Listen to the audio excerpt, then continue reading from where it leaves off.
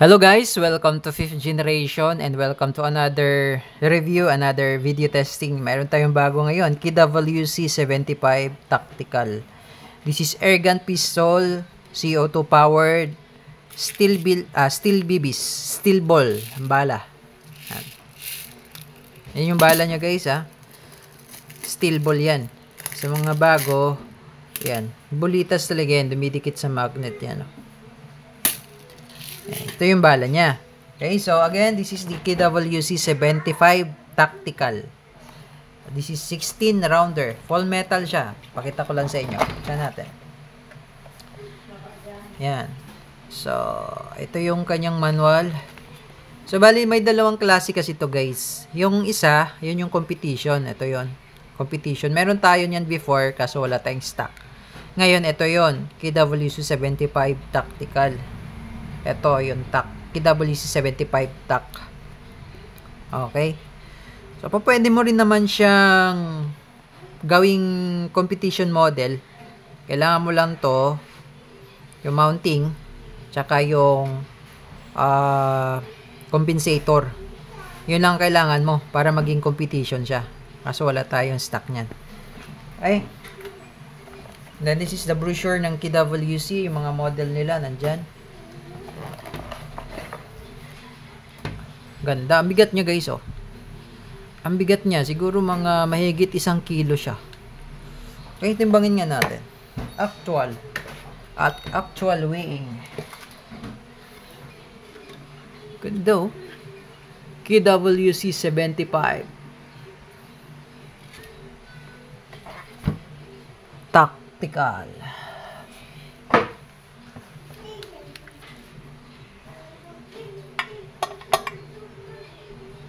Ayan, nasa 1.2. Okay. Lagpas 1 kilo nga. 1.2. Bigat. Full metal eh. Usually, yung mga full metal natin na airsoft or airgun, yung 1911, wala pang 1 kilo yun eh. Pero ito, lagpas 1 kilo. Sobrang bigat. Bigat niya. Kasi ito yung magazine niya, 16 rounder. Ayan. Ako ganda oh. Tapos meron siya safety. Ayan, safe. Naka-magwell na rin siya. So ito, may mga screw yan. Higpitan nyo lang yan. May butas na yan. Minsan kasi lumuluwag yan. Dahil sa blowback. Ayan. Ang ganda nyo. Full metal. Metal yung slide. Metal yung frame. Yung build niya, metal talaga. KWC 75 Tactical. Pakita ko lang malapitan sa screen. Ayan.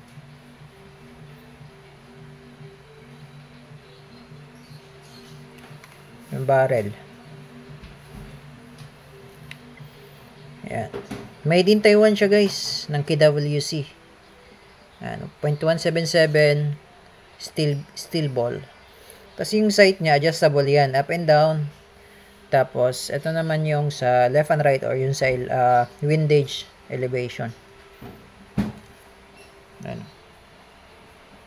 Ganda. KWC 75 Tactical. So, ang bala niya, again, is a 4.5mm steel ball. And, CO2 powered. May kasama na siyang CO2. Ayan. Ganda niya. Okay, so load tayo. Taka lang. Lagyan ko lang siya. May kasama na pala itong ano. May kasama siyang extra na cup. Tapos, yung allen. So, bali, yung isa kasi nakakabit na dito sa magazine. Ayan. So, meron siyang extra. Yung kagandahan niya, may extra. So, pwede nyo itong tanggalin nyo muna pala. Kahit tatanggalin nyo yung cup.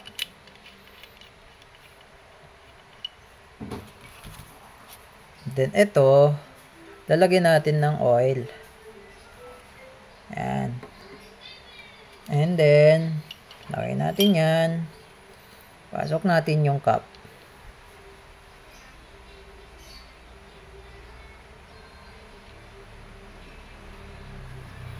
Pag ilalagay nyo yung cup, gamit lang ang kamay.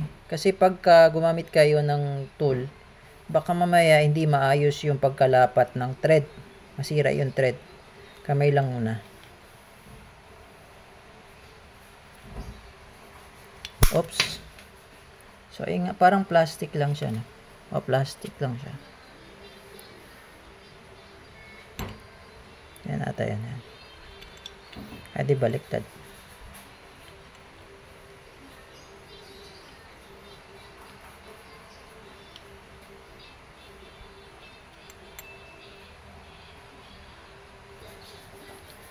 So, ayan. Gamit lang ang kamay para maglapat yung thread. Kasi pag ginamitan nyo ng tool, baka mamaya, mapilit nyo, masisira yung ano. Ayan. Yung thread. So, kailangan mabilis lang yung ikot. Yung pihit. Ayan. Para hindi siya kumbaga hindi lalabas yung pressure. Ayan. Okay, so sa paglo-load naman ng steel ball, eto, sasagad nyo sa dulo yung spring. Medyo matigas yung spring nito kaya pwede siyang isagad sa 16 rounder.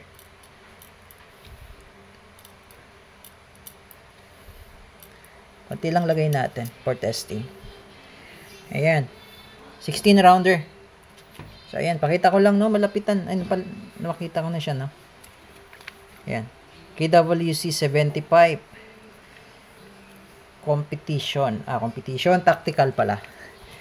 KWC 75 Tactical.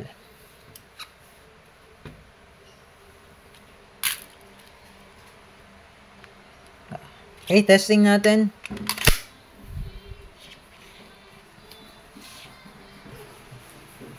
Okay, testing. KWC 75 Tactical.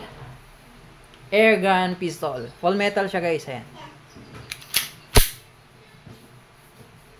Okay, try natin dun sa sa bote,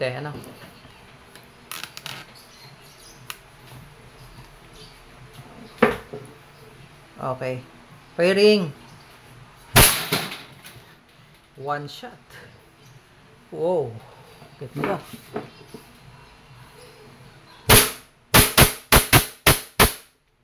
Sarap. Sarap gamitin. Yan o. Bullseye oh. Wow. Amazing. KWC 75 Tactical. So sa mga interested po, lalagay ko po yung details sa description. Okay? So check nyo na lang. Nandun yung mga contact numbers, pati Facebook page. Okay? Again, thank you. This is the KWC 75 Tactical Airgun Pistol. Thank you and have a nice day.